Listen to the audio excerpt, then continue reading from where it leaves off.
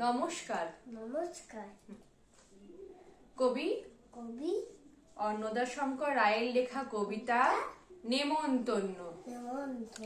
যাচ্ছ কোথা? চিংড়ি পোতা। কিসের জন্য? নিমন্তন্ন। বিয়ের বুঝি? না বাবুজি। কিসের তবে? ভজন হবে। শুধুই ভজন? প্রসাদ ভজন। কেমন প্রসাদ? যা খেতে চান। কি খেতে চাও? ছানার পোলাও। ইচ্ছে কি আর?